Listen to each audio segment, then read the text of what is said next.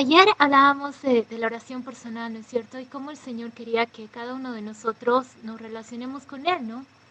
Y cuando, o sea, nuestro corazón tan solo es como una imagen del jardín del Edén. Y yo creo que es lo que voy a decir hoy día, muchas de ustedes me han escuchado decirlo muchas veces, ¿no? Como Marta Dina, Martita, Daisy, Yane, pero, o sea, es algo que creo que siempre hay que decirlo, ¿no? Porque ¿qué era lo que pasaba en el jardín? Que aun cuando toda la tierra había sido creada, la palabra dice que Dios hizo un lugar especial, aún dentro de la tierra creada, que ya era un lugar hermoso. Martadina, que es ecologista, sabe de estas cosas. A mí siempre me ha impresionado y siempre me he preguntado por qué Dios hizo, por ejemplo, tantas especies de animales.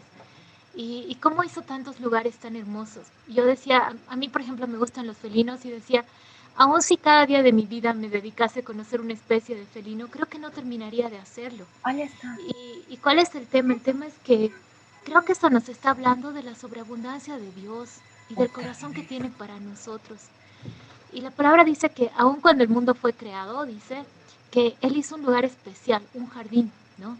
Y en ese jardín fue donde puso al ser humano a vivir. No es que el ser humano habitaba en toda la tierra creada, habitaba específicamente en el jardín del Edén. Y es bien interesante porque acerca de toda la tierra creada le dice Sojuzcatla. ¿Se acuerdan de esto? Que ejerza autoridad, que ejerza dominio sobre toda la tierra creada. Pero sobre el jardín no es la misma instrucción y esto lo pueden encontrar en Génesis 2:15. Cuando les habla específicamente del jardín, para empezar dice que el jardín fue creado por Dios con sus propias manos. No dice que el jardín hubiese sido creado por palabras de la boca de Dios, así como fue creado todo lo demás. Y hay dos cosas en las que Dios usó sus propias manos, que son el huerto del Edén y el ser humano. El ser humano fue formado del barro, de la tierra, de polvo, y el huerto del Edén fue formado con sus propias manos. O sea, la palabra que se habla de cuando Dios hizo el jardín del Edén es cultivar. Pero, y leemos en Génesis 2:15, y esto es súper interesante porque la orden de Dios sobre el jardín del Edén no era la misma que toda la tierra creada. Toda la tierra creada era sojúzguenla, pero sobre el jardín del Edén la orden específica era, ustedes con este jardín, ¿qué es lo que tienen que hacer? Y lo van a leer, dice, guardarlo y cultivarlo. El jardín era un lugar más hermoso que todo lo restante, ¿ya? Y la instrucción no era la misma. Básicamente era cultiva y guárdalo. Pero el primero que cultivó el jardín fue Dios. Ahora, acuérdense de lo que dice Proverbios 4:23. Sobre toda cosa guardada, guarda tu corazón, porque de él mana la vida. Entonces, ¿qué era lo que representaba este jardín? Lo que este jardín representaba era el lugar de nuestro corazón. ¿Por qué? Porque Jesús viene a habitar ¿dónde? Dentro nuestro. Y cuando leemos, por ejemplo, Cantares 5, les voy a leer esto de Cantares 5 y ahorita van a entender por qué toda esta relación con el tema de la intercesión en realidad tiene mucho que ver, aunque parece que no. Pero en Cantares 4 y 5 está hablando de ella como un jardín. ¿Y qué es lo que está diciendo? Está diciendo en varios lugares que él se deleita con los aromas. Y el otro día estaba oyendo a María de los Ángeles que hablaba del incienso. Pero básicamente, ¿cuál era la función del incienso? Si bien el incienso era quemado para que tenga un buen aroma. Y cuando habla de Jesús, en el Salmo 45, verso 7, si no me acuerdo, dice, amás el olor de tus suaves ungüentos. Esto está en Cantares 1:3, perdón. Tu nombre es como ungüento derramado. Entonces, ¿qué es lo que está diciendo? Está diciendo que Jesús tiene aromas. Dice, amás el olor de tus suaves ungüentos, tu nombre es como ungüento derramado. ¿Por qué? Porque hoy tú y yo no le podemos tocar, pero le percibimos a través de quién? A través del Espíritu Santo. Y cuando está hablando de esta palabra aroma, está hablando de una palabra hebrea que es reyaj, que viene de otra palabra hebrea que es ruaj. Pentecostés significa ruaj hakodesh, viento santo. Entonces, ¿qué es lo que está diciendo? O sea, tú y yo podemos percibir a Jesús a través del Espíritu Santo. Pero dice, más el olor de tus suaves ungüentos, tu nombre es como ungüento derramado. Y más adelante en Isaías 53 dice que Él derramó su vida hasta la muerte. Y habla de Jesús y dice que Él oró por los transgresores. Y hay otros dos versículos, Romanos 8:35 y Hebreos 7:25, si quieren anótenlos. Pero en estos dos versos está hablando de Jesús como el eterno intercesor. ¿Qué es lo que está diciendo? Dice que Él es el eterno intercesor, o sea, no dejó de interceder por nosotros antes de ir a la cruz. Ya no ahora que ha derramado su vida por nosotros en esta cruz, sigue intercediendo por nosotros. Y eso es algo hermoso, o sea, día y noche, cada momento y cada instante, Él intercede por nosotros. Me acuerdo que había un momento que yo estaba viviendo una situación bien dura y le decía, Señor, si se trata de tener fe, yo estoy fundida. Porque la palabra dice que el justo, ¿me entienden? Porque nosotros te agradamos, digamos, por la fe. ¿Y qué voy a hacer yo? Estoy viviendo esta situación tan dura, no estoy sintiendo que tengo fe, o sea, estoy fundida. Y me acuerdo que Dios me dijo dos cosas bien lindas. Me dijo, yo soy el eterno intercesor, yo estoy intercediendo todo el tiempo por ti. Y la segunda cosa que me dijo Jesús es lo que está en Juan 6:39, si no me equivoco, no estoy muy segura, pero dice que el Padre le encargó a Jesús que no perdiera ninguno de los suyos. Ahora yo les pregunto algo, si el Padre le dio un encargo a Jesús, ¿qué creen que Jesús va a hacer con ese encargo? No nos va a perder. Y parte del no perdernos es a través de la intercesión. Él es el eterno intercesor. En Isaías 62, si ustedes pueden leer el versículo completo, si no me equivoco, los 6 primeros versos habla acerca de Jesús, pero a partir del verso 7 está hablando de un grupo de personas. Y aunque no crean, todo lo que les estoy diciendo tiene relación con el jardín del Edén. Ahorita voy a volver al jardín del Edén, no es que me he perdido de la idea. Pero ¿qué es lo que pasa? Que los 6 primeros versículos está diciendo, vamos un ratito a Isaías 62, creo que es importante que leamos esto. Y miren lo que dice Isaías 62. Dice lo siguiente, está hablando primero de Dios mismo. Dice, por amor de Sión no callaré y por amor de Jerusalén no descansaré, hasta que salga como resplandor su justicia y su salvación se encienda como una antorcha.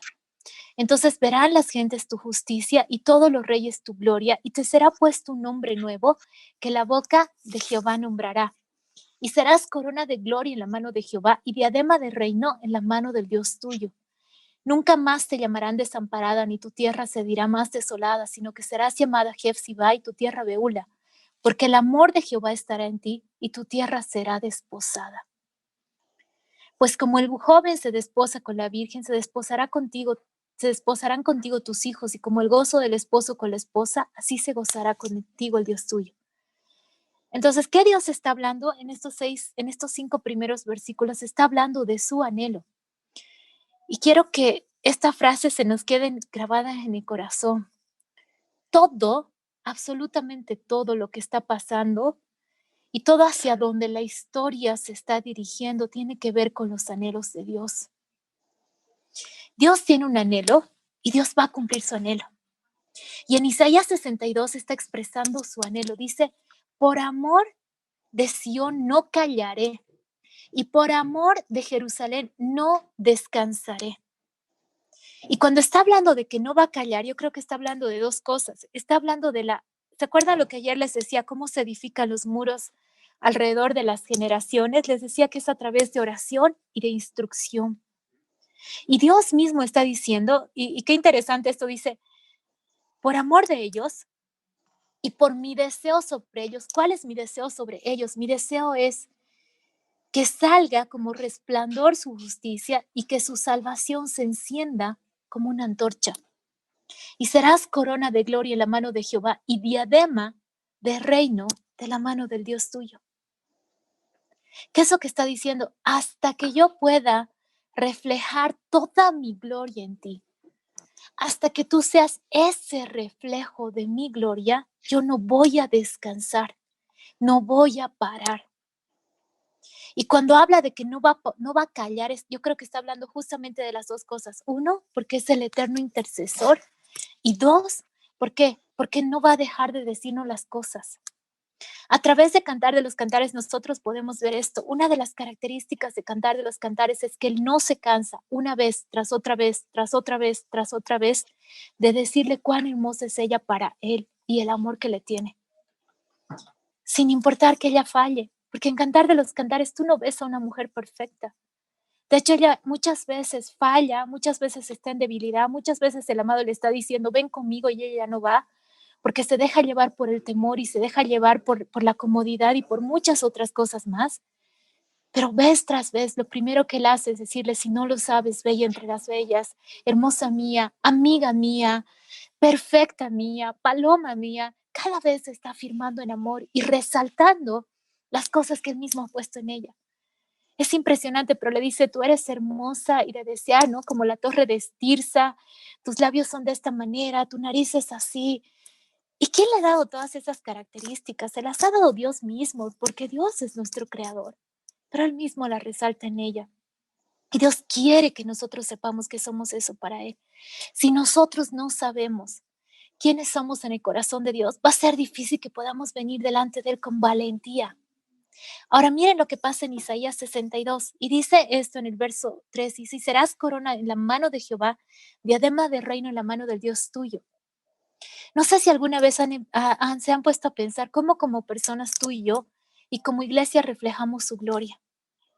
Pero aquí está diciendo cómo reflejamos su gloria. La reflejamos en el hecho de que verdadera justicia se manifieste en nuestras vidas y como iglesia, pero no nuestra justicia.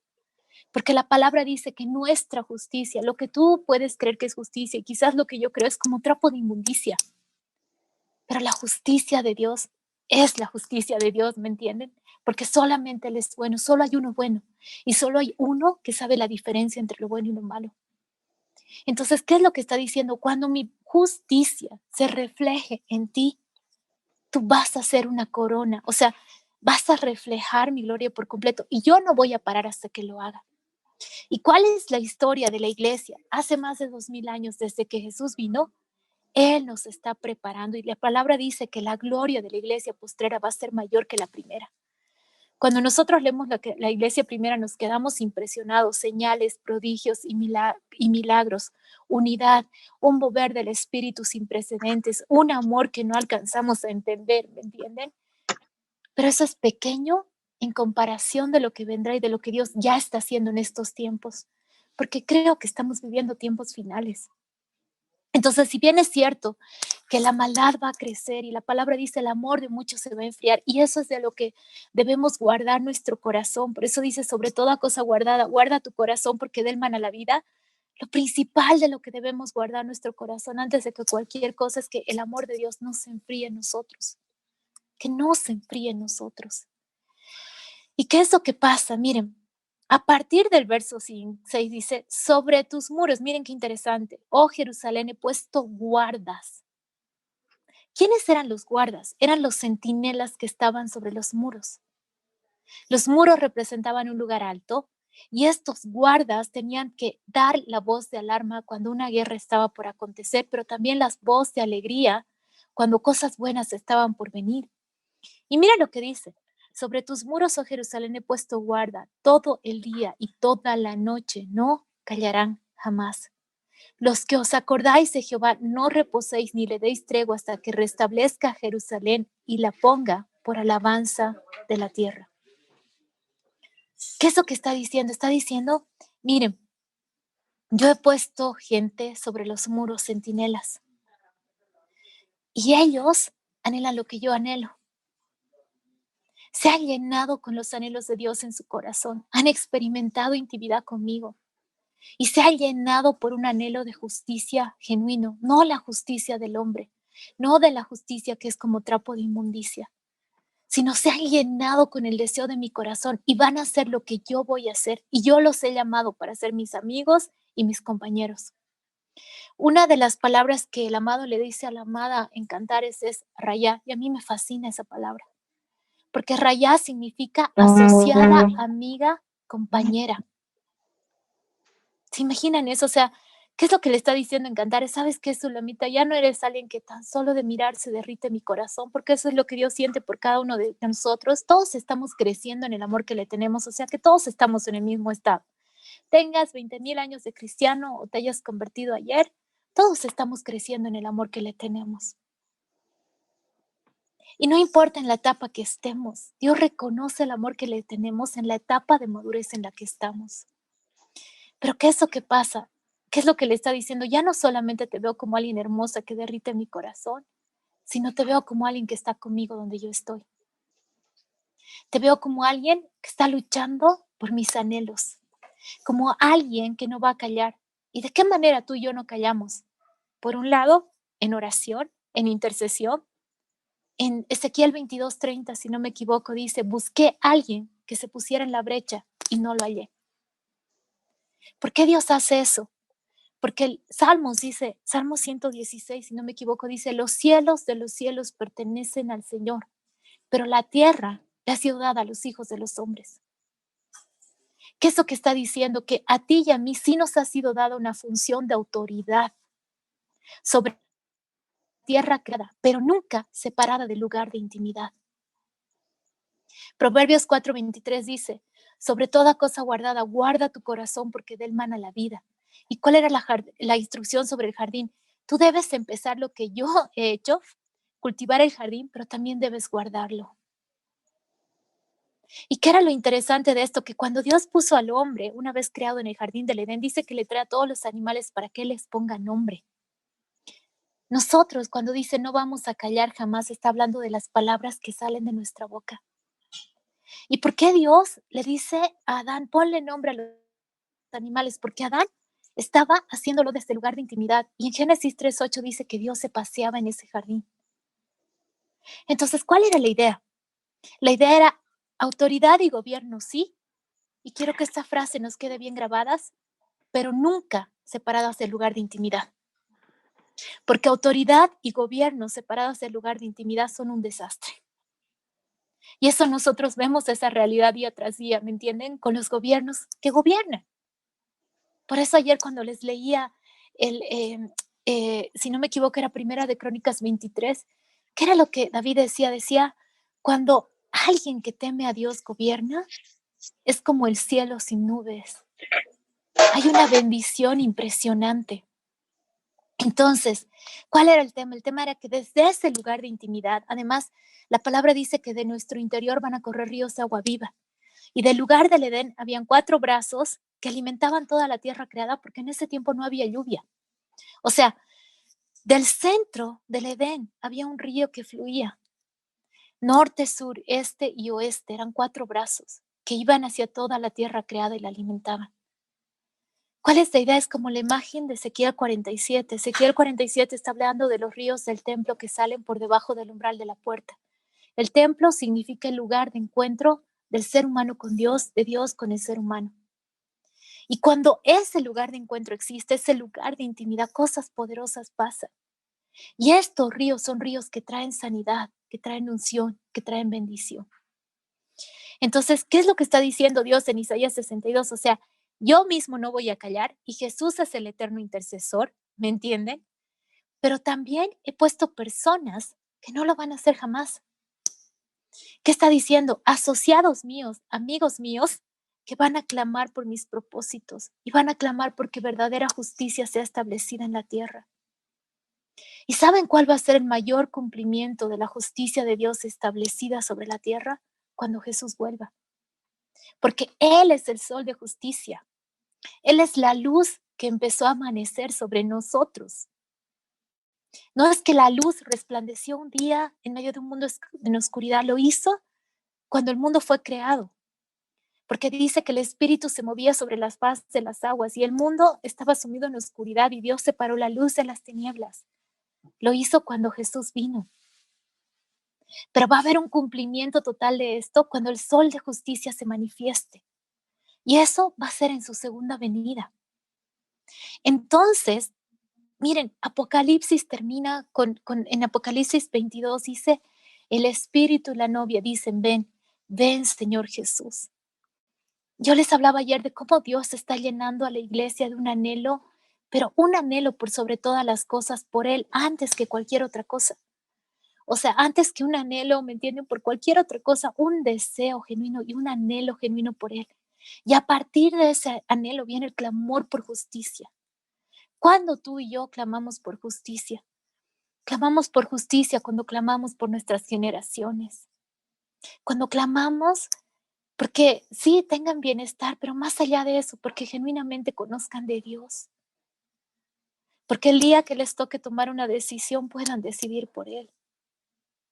Porque en sus corazones el entregar su juventud por el Señor no sea un desperdicio, sino sea el mayor privilegio de sus vidas. Clamamos por justicia cuando clamamos por nuestra nación, por un gran avivamiento.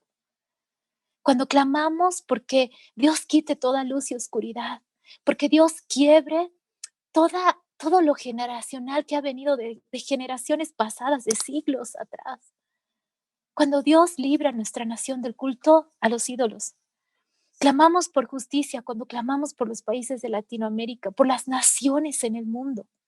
Clamamos por justicia cuando clamamos que las redes de trata y tráfico caigan. Clamamos por justicia cuando clamamos lo que Isaías dice, que Él va a cambiar cenizas por hermosura. Cuando clamamos porque Dios cambie las cenizas que las personas están viviendo y las cambie por hermosura. Y saben, una de las mejores formas de unirnos con Dios, de unirnos a su corazón, y no digo que no podemos clamar por las cosas que tenemos, porque tú y yo podemos venir con todo nuestro quebranto delante de Dios y Dios ama que hagamos eso, porque le estamos exponiendo nuestro corazón. Dios ama que seamos totalmente sinceros, completamente honestos. Yo muchas veces he venido delante de Dios y le he dicho, sabes Dios, realmente, ¿por qué ha pasado estas cosas? O algún momento de mi vida he sentido que mi corazón se ha ofendido con Dios y que no he podido lidiar con eso. Y que han sido como 2 años, creo, en los que, Señor, hasta que 2 años después por fin entendí, ¿me entiende? El otro día decía algo y es algo hermoso. Job se hizo muchas preguntas y no está mal hacerse preguntas, pero lo hermoso de Job es que llevó las preguntas al lugar correcto. ¿Y cuál fue ese lugar correcto? Dios. Y Dios le respondió y vaya respuesta que Dios le dio.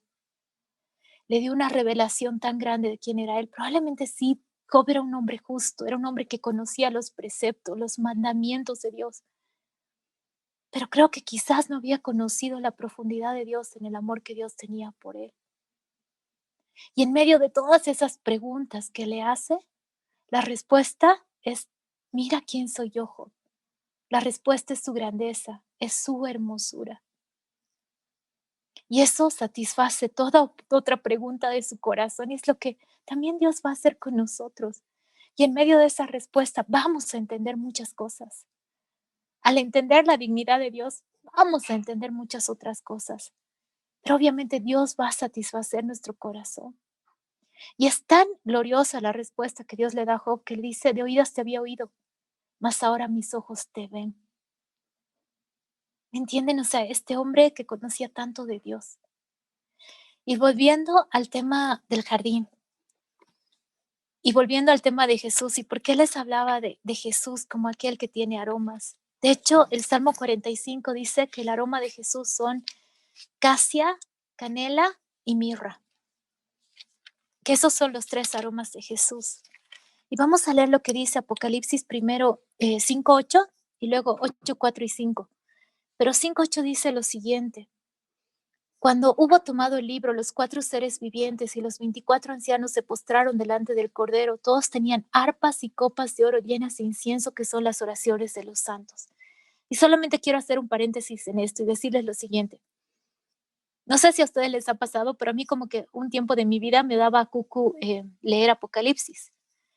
Pero algo que tenemos que entender es que Apocalipsis sobre todo es la revelación de Jesús. Así es como empieza este libro.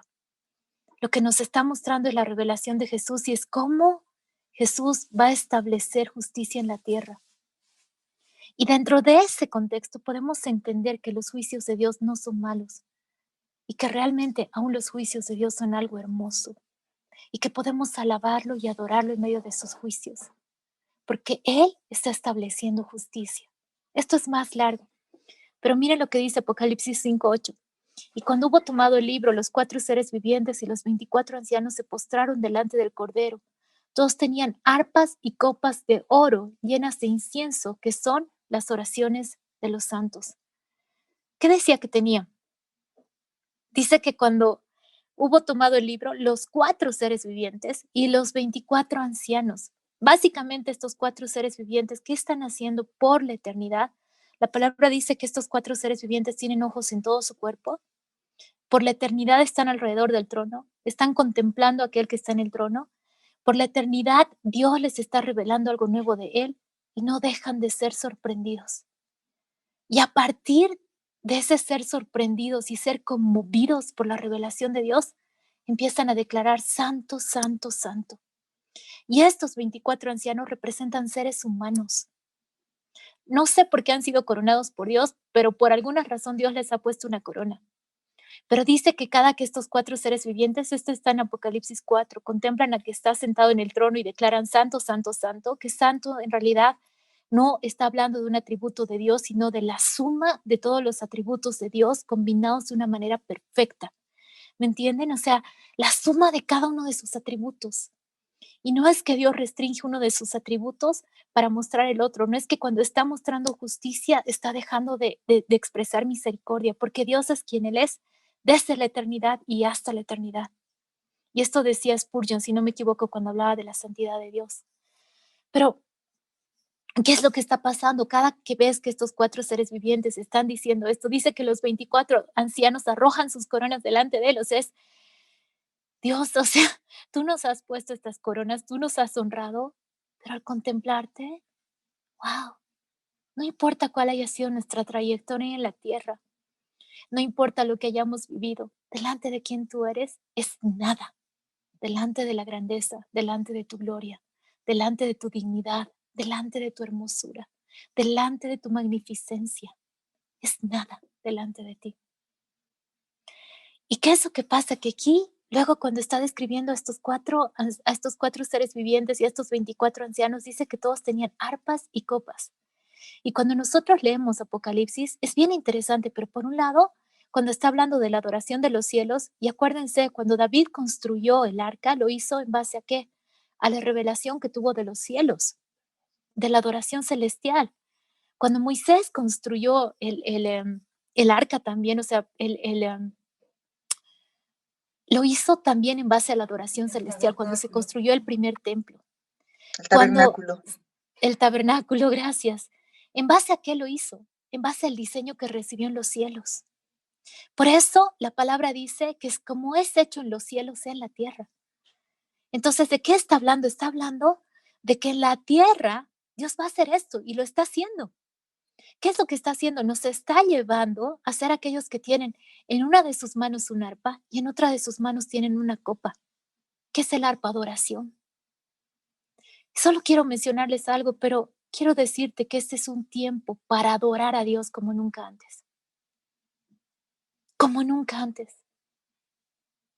Porque no se trata de un ser humano, se trata de su dignidad y se trata de quién es Él. Se trata de quién es Él. Y Dios quiere llevarnos a experimentar la dignidad de vivir por una sola cosa. Y esa cosa es quién Él es. Y volviendo a Apocalipsis 4, dice que tenían arpas, pero también tenían otra cosa. ¿Y qué era esta cosa? Tenían una copa que estaba llena de ¿qué? De incienso. ¿Y qué representa el incienso? Las oraciones de los santos. ¿Y cuál es el tema del incienso? El tema del incienso es que el incienso, tú sientes el aroma. O sea, el sentido del incienso es que tenía que ser quemado. Y una vez que era quemado, se percibía el aroma. Ahora miren, vayan un ratito a Malaquías 1:11. Malaquías 1:11 es hermoso. No sé si alguien me quiere leer un ratito Malaquías 1:11, por favor. Si alguien puede leerlo.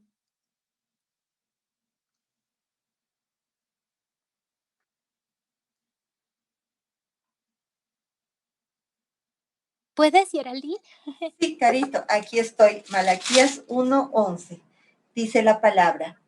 Porque desde donde el sol nace hasta donde se pone, es grande mi nombre entre las naciones, y en todo lugar se ofrece a mi nombre incienso y ofrenda limpia, porque grande es mi nombre entre las naciones, dice Jehová de los ejércitos.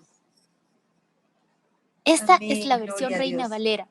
La versión de las Américas dice, mi nombre será grande entre las naciones. Ahora, hay versiones que en varios versículos hablan en presente y otras que hablan en futuro. ¿Por qué? Porque muchas de las promesas de Dios tienen un doble cumplimiento. Por ejemplo, cada vez que Jesús decía el reino de los cielos se ha acercado, sí, ha habido un cumplimiento parcial de la venida del reino de los cielos con Jesús, pero va a haber un cumplimiento total cuando Él vuelve en su segunda venida. Entonces, Es interesante esto, lo que les decía, yo considero que la Biblia de las Américas es una versión muy fidedigna, al igual que la Reina Valera. Pero ¿cuál es el tema? El tema es que, ¿qué es lo que dice? Dice, en todo lugar se va a ofrecer, ¿qué cosa? Que alguien me responda que no sea Geraldine ni María de los Ángeles.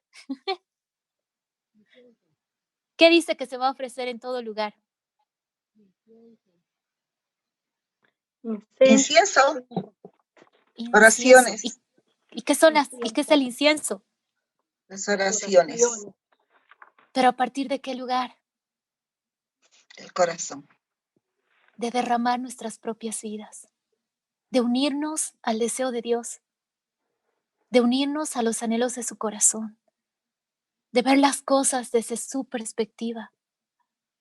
Algo quiero decirles, ¿saben que hay algo que Dios está trayendo sanidad? No solamente la sanidad se refiere a una sanidad física, probablemente una sanidad a otro nivel emocional. Creo que por lo menos yo he vivido muchísimos procesos de sanidad, he hecho hartos cursos de sanidad interior y muy buenos, ¿ya? Pero yo creo que ya lo que Dios quiere traer a esta generación es una sanidad en la perspectiva. Por eso la palabra dice, en tu luz vemos la luz. Y en el Salmo dice, en tu luz vemos la luz, y en Mateo dice que la lámpara del cuerpo es el ojo. Y que si tu ojo está lleno de luz, todo tu cuerpo se llena de luz. ¿Qué es lo que está diciendo? ¿Y qué dice 2 Corintios 3:18? Dice que nosotros todos, que con el rostro descubierto contemplamos como en un espejo la gloria del Señor, somos transformados en esa misma imagen. Cuando nuestra vida se llena de luz, nuestras emociones, nuestros pensamientos, nuestra mente, nuestro corazón, cuando contemplamos la luz. ¿Y quién es esa luz que vino al mundo y resplandeció? Y no solo lo hizo 2000 años atrás. No importa cuánta oscuridad hay en el mundo hoy. Ese es el mismo Jesús que resplandece con intensidad y que disipa las tinieblas. Entonces, cuando miramos la luz, nuestro cuerpo se llena de luz. ¿Y qué significa eso? Que nuestra perspectiva empieza a ser sanada. Cuando Jesús se encuentra con la mujer del pozo, hay una cosa que le dice que siempre me ha impresionado, y perdón por ir tan rápido, pero hay varias cosas que quisiera decir.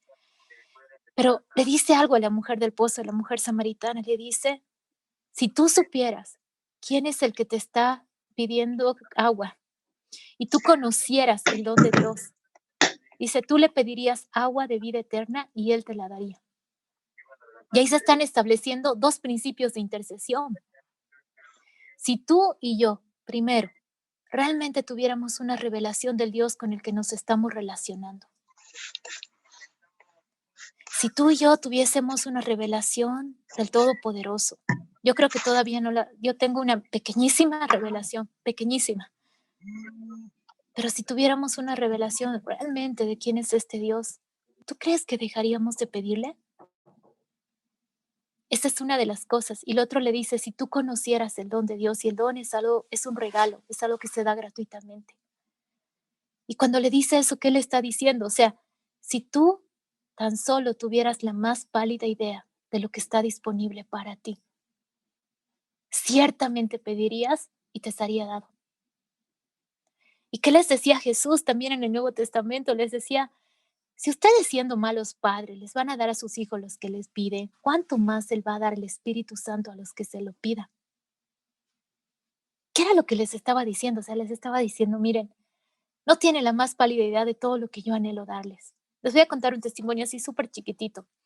El Ari y yo somos misioneros intercesores, ¿ya? Entonces, cuando nos casamos, teníamos una lista muy grande de invitados. Y yo me acuerdo que oré y le dije, Señor, ¿está bien que hagamos esto o estamos siendo muy zafados porque ni siquiera hemos hecho cuentas para ver cuánto nos va a costar, digamos, la boda, ¿no? Y yo quiero que tú me hables, porque si yo estoy siendo muy presunciosa o lo que sea, hacemos una boda chiquitita ya, porque a ratos no hay una forma de hacer una boda intermedia, o la haces muy chiquitita o la haces grande, ¿no?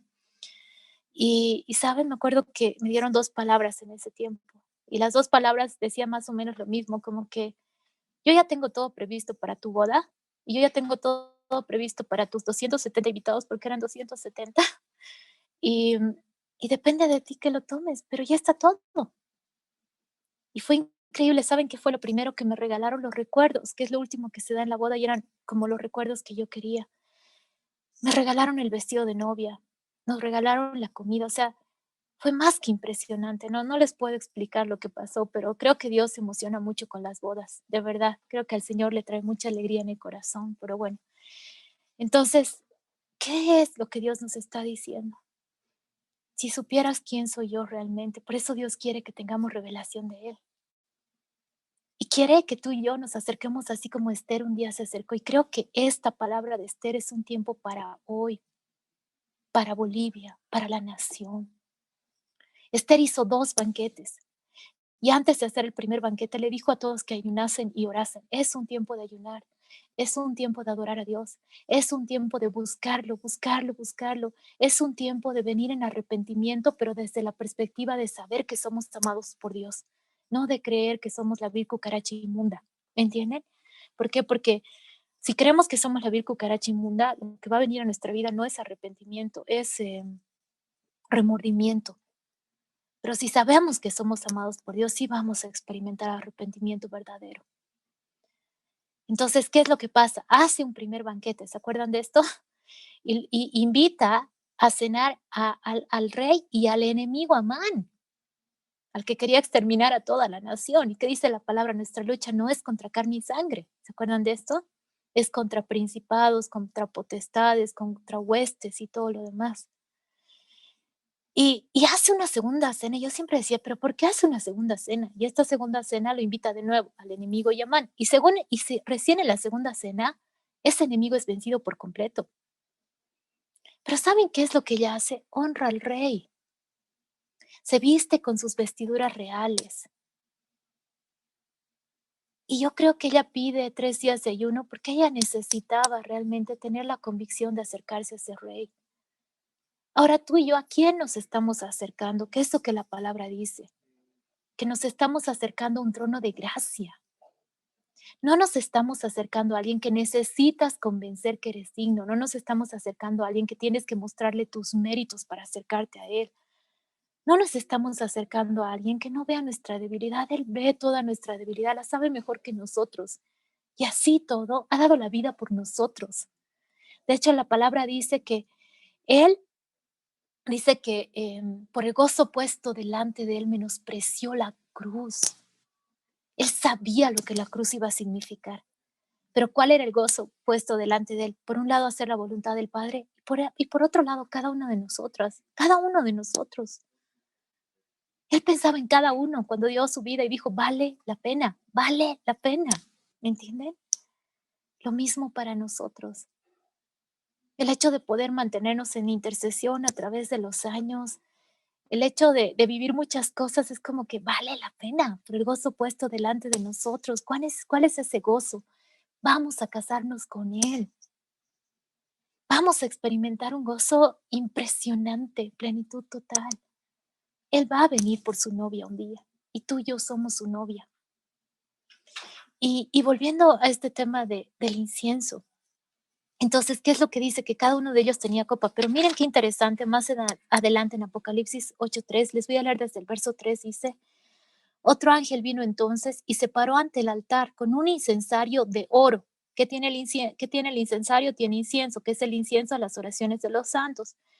Y se le dio mucho incienso para añadirlo a las oraciones de todos los santos sobre el altar de oro que estaba delante del trono. ¿Qué dice? Dice, un ángel se paró delante del altar con un incensario de oro que tenía mucho incienso. Pero este incienso todavía no era suficiente. Es como que el incienso tiene que llegar hasta cierta medida para que haya la respuesta a aquello por lo cual estamos orando. ¿Ok? Y dice, y se le dio mucho incienso para añadirlo a las oraciones de los santos sobre el altar de oro que estaba delante del trono. Entonces, cuando está hablando, obviamente está hablando de tiempos finales y está hablando del cumplimiento final, o sea, de la venida de Jesús. Pero también se refiere a esas cosas por las cuales Dios nos ha encomendado que oremos. Nuestras familias, nuestras generaciones, lo que sea. O sea, tú y yo no sabemos en qué momento se va a llenar ese incensario. Por eso les decía, la oración es algo que tenemos que prepararnos para un largo tiempo y ser perseverantes. cuando se le da el mensaje a las 7 iglesias del Asia y se le dicen todo lo que habían hecho y cuál era su recompensa y todo eso, a todas es el mismo mensaje. La victoria la iban a tener perseverando, perseverando, perseverando, ¿ok? Pero dice, se le añadió incienso. Entonces, el cumplimiento de la segunda venida de Jesús va a ser como consecuencia de lo que Apocalipsis también dice. El Espíritu y la novia dicen, ven, ven, Señor Jesús. O sea, y dice la palabra que el Espíritu clama a través de nosotros con gemidos indecibles. O sea, Dios va a llenar de tanto anhelo a la iglesia por Él, que va a clamar con la misma intensidad que lo hace el Espíritu y lo van a hacer juntos por la venida de Jesús. Pero aquí, ¿qué es lo que está diciendo? O sea, hay un clamor que se ha hecho desde las generaciones pasadas por la primera venida de Jesús. Eso se está uniendo al clamor de la iglesia de los últimos tiempos por su segunda venida. Pero hay incienso añadido. Y Romanos 8:35, Hebreos 7:25, Isaías 53:10 o 12, si no me equivoco, hablan de que Jesús es el eterno intercesor. Entonces, ¿quién va a completar lo que nos falta en la oración? Va a ser Jesús. O sea, no solamente tú estás orando. Nosotros nos hacemos asociados de Dios cuando intercedemos por algo. Y quiero que entendamos algo. Cuando tú tienes una carga en tu corazón, por ejemplo, por alguien que amas, a veces nosotros nos acercamos al Señor así como que, por favor, mira a tal persona. Y no nos acordamos que tú le puedes amar, pero no se compara con el amor que Dios tiene por esa persona. En realidad, Dios te ha buscado a ti para que tú seas su asociado, su amigo, su compañero, para orar por los anhelos de su corazón. ¿Por qué? Porque Él le ha dado autoridad y dominio al ser humano. Y es importante las palabras que salen de su boca, como les hablaba de Génesis. O sea, Él, cuando Dios le dice, ponle nombre a los animales, en realidad lo que estaba diciendo, que de tu boca salga bendición. Y cada vez que él nombraba un animal, yo no sé cuál será el significado original de cada una de estas palabras, pero cuando se decía jirafa, hipopótamo, mono o lo que fuese, en realidad la idea era que que Adán bendijese toda la tierra creada con las palabras que salían de su boca. Entonces, cuando tú y yo nos ponemos de acuerdo con Dios para orar, estamos bendiciendo toda la tierra creada. Y una de las maneras que nosotros enseñamos para orar y que es super power son las oraciones que hay en la palabra. Las oraciones del Antiguo Testamento, las oraciones apostólicas que son las oraciones que hizo Pablo. Solamente un ejemplo, Efesios 3:20. Dice que Él dobla sus rodillas ante el Padre de nuestro Señor Jesucristo, de quien toma nombre, todo nombre, tanto en los cielos como en la tierra. Y más adelante dice, para que sean llenos, o sea, está diciendo que comprendan junto con todos los santos la anchura, la altura, la profundidad y lo largo del amor de Cristo, para que sean llenos de la plenitud de Dios. O sea, estoy resumiendo la oración. Pero ¿qué es lo que Pablo estaba orando por Éfeso? Él no se estaba centrando en el pecado y la maldad. Y eso que en Éfeso había un montón de pecados, hasta la Biblia nos describe los pecados que había en la iglesia de Éfeso. Y esto mismo, si tú y yo ponemos nuestra mirada en la maldad, si ponemos nuestra mirada en el pecado, ya vamos a orar, pero a partir de desilusión. Pero si ponemos nuestra mirada en quién es Dios, en lo que Él puede y quiere hacer, porque esa es la otra cosa. Tenemos que entender que no solamente tiene el poder de hacerlo, sino que Él quiere hacerlo, porque nos ama y porque también en su corazón está eso. Si estás orando por un pariente, claro que Dios quiere hacerlo, claro que Dios quiere conmover su corazón, claro que Dios quiere que lo conozcan, claro que Dios quiere traer sanidad. Pero ¿por qué es tan poderoso cuando tú y yo oramos la palabra? Porque la palabra nos está hablando del corazón de Dios. La palabra escrita nos está hablando de la palabra viva que es Jesús. Entonces, ¿qué es lo que pasa? Y miren lo que dice de nuevo Apocalipsis 8:5, donde nos habíamos quedado. El incienso representa la oración, pero representa una vida derramada delante de Dios. ¿Por qué? Porque es algo que no se ve y Jesús mismo derramó su vida. Por eso dice, más el olor de tus suaves ungüentos, tu nombre es como ungüento derramado. Porque Él derramó su vida hasta la muerte. De hecho, se dice que cuando traspasaron su costado salió agua y que eso pasa cuando en tu cuerpo literalmente ya no queda sangre, empieza a salir agua. O sea, se cumplió literalmente, pero también se cumplió en en lo que hoy vivimos. Él se derramó por completo para que tú y yo le conozcamos, para que tú y yo seamos esa novia que acepta su yugo y que está con Él donde Él está, que puede corresponder en amor porque sabe cuán amada es. ¿Y qué dice Apocalipsis 8:5? Dice, y el ángel tomó el incensario y lo llenó del fuego del altar y lo arrojó. Perdón, 8:13 hemos leído, luego 8:4. Bueno, les voy a volver a leer. 8:3. Otro ángel vino entonces y se paró en el altar con un incensario de oro y le dio mucho incienso para añadirlo a las oraciones de todos los santos, sobre el altar de oro que está delante del trono. Y de la mano del ángel subió a la presencia de Dios el humo del incienso con las oraciones de los santos. ¿Qué subió de la mano del ángel? ¿El humo de qué? Del incienso. Si realmente tuviéramos una revelación de lo que son nuestras oraciones delante de Dios, no pararíamos de orar. Y de la bendición que traen. Y el ángel tomó el incensario y llenó del fuego del altar y lo arrojó a la tierra. Y hubo truenos, voces y relámpagos y un terremoto. ¿Qué es lo que está diciendo? O sea, se unió el incienso de la tierra con el incienso de los cielos, porque igual en todo Apocalipsis hay esta figura de oración y adoración juntos. ¿Qué fue lo que pasó? Vino el cumplimiento de lo prometido. Eso fue lo que pasó. Y en Cantares, ella en algún momento le dice, amado, que soplen vientos del norte y vientos del sur sobre mi jardín, en Cantares 4. Y vientos del norte, vientos del sur son los vientos que traen la primavera, son vientos suaves, cálidos, pero vientos del norte son los vientos que traen el invierno. Y son vientos tan fuertes que pueden quitar hasta la primera corteza del árbol.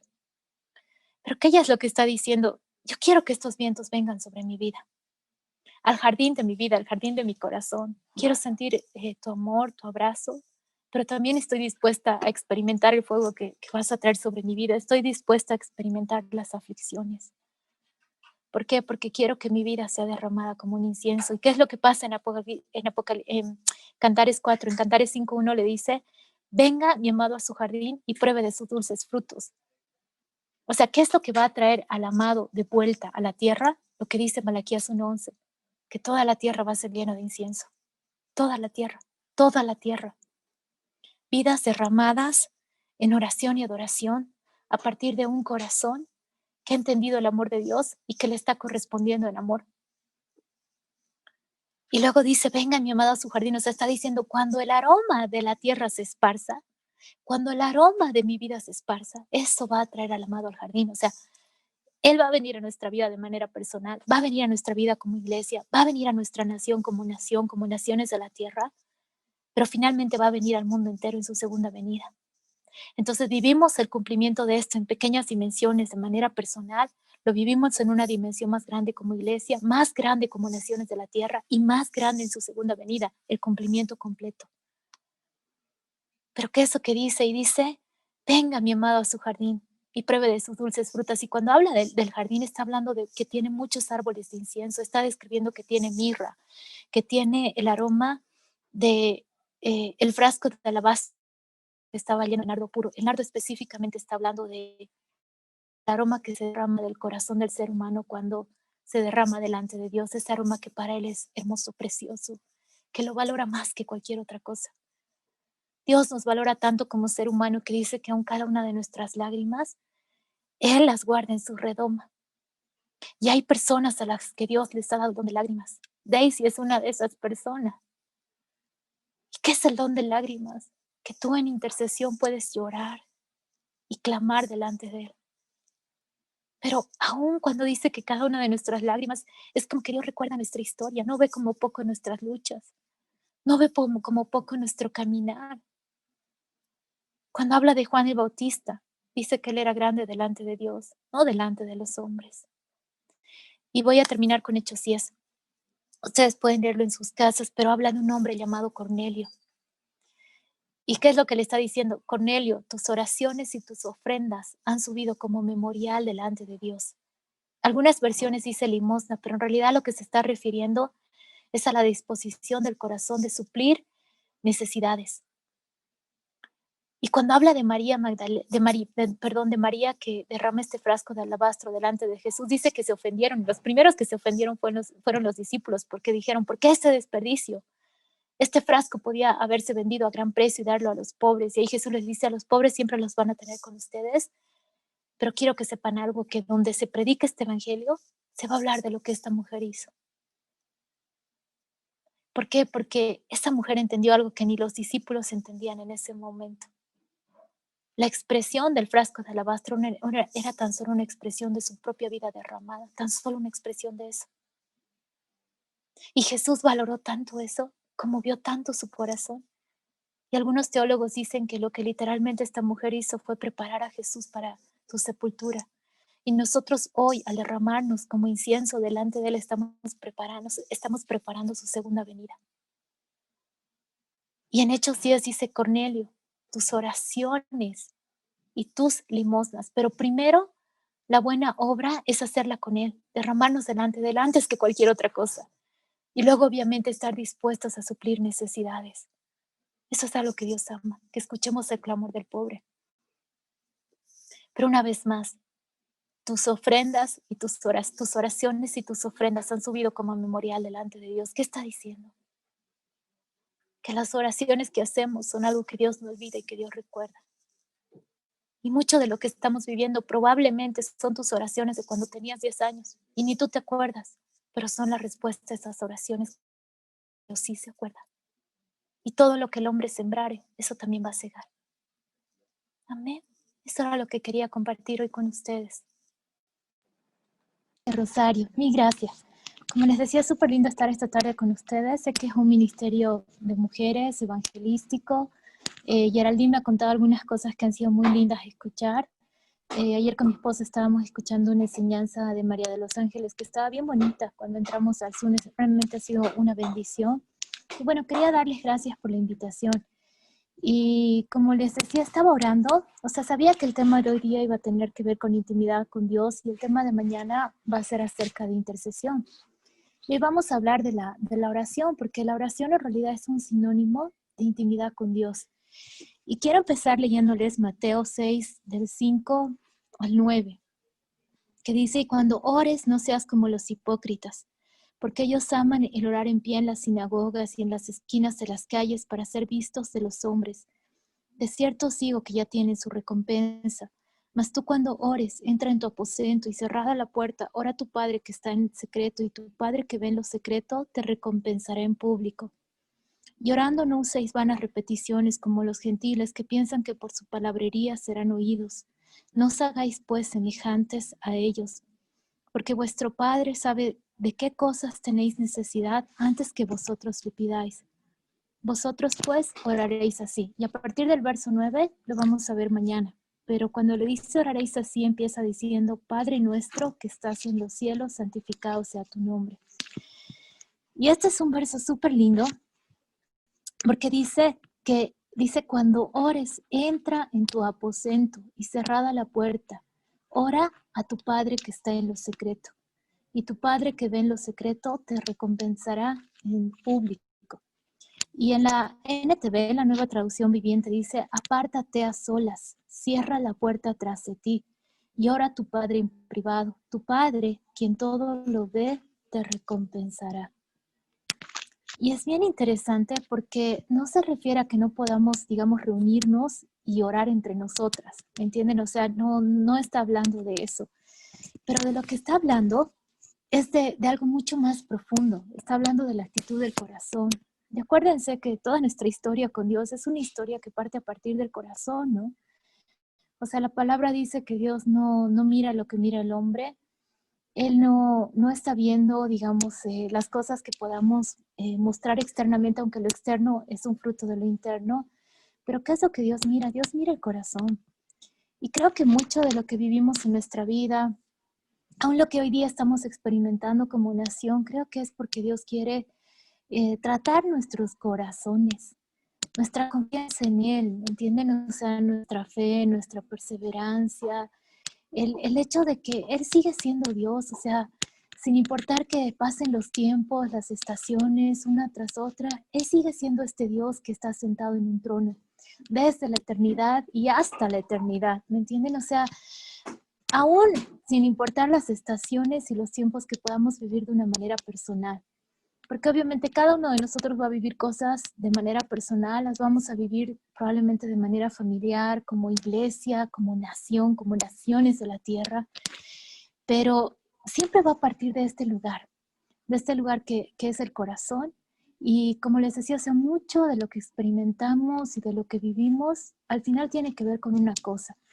No me acuerdo ahorita de esta persona, pero siempre hablamos de ella en la casa de oración. La Diana siempre nos hablaba, no sé cuántos de ustedes conocen a la Diana, pero era un profeta muy conocido y este profeta había muerto varias veces y resucitado, en serio. Y la última vez que se murió de verdad, bueno, no la última, o sea, antes de que se muera, en una de esas, él se encontró con Dios y Dios le hizo una pregunta y le dijo, ¿has aprendido a amar? Y creo que toda nuestra vida en la tierra al final trata de eso, trata del hecho de si hemos aprendido a amar. Y obviamente el amor siempre va a ir mucho más allá de lo que imaginamos. Podemos vivir etapas con Dios, ¿me entienden? De creer que estamos bien en ciertas áreas de nuestra vida y puede ser verdad, tampoco es que Dios nos quiere crear así como inseguridad y todo, pero les aseguro que siempre va a haber un nivel de amor más profundo, siempre. Siempre va a haber un nivel de entrega más profundo, de derramar el corazón de una manera más profunda, siempre, hasta el día que nos muramos, ¿me entienden? O hasta el día que podamos verle con nuestros ojos volver, que creo que eso sería algo glorioso. Entonces, la oración trata de eso, porque la oración trata de una relación. Pero aquí hay dos cosas interesantes, y en tanto nos quedamos pensando en esto de Mateo 6, quisiera que vayamos a Apocalipsis 3:20. No sé si alguna de ustedes se anima a leer Apocalipsis 3:20, de cualquiera de ustedes que están ahorita en el Zoom. 3. Si no, yo lo voy a leer. A ver. ¿No se anima? Tú, Geraldine, dale. Amén. Apocalipsis 3:20. 3:20. He aquí, yo estoy a la puerta y llamo. Si alguno oye mi voz y abre la puerta, entraré a él y cenaré con él y él conmigo. Ok.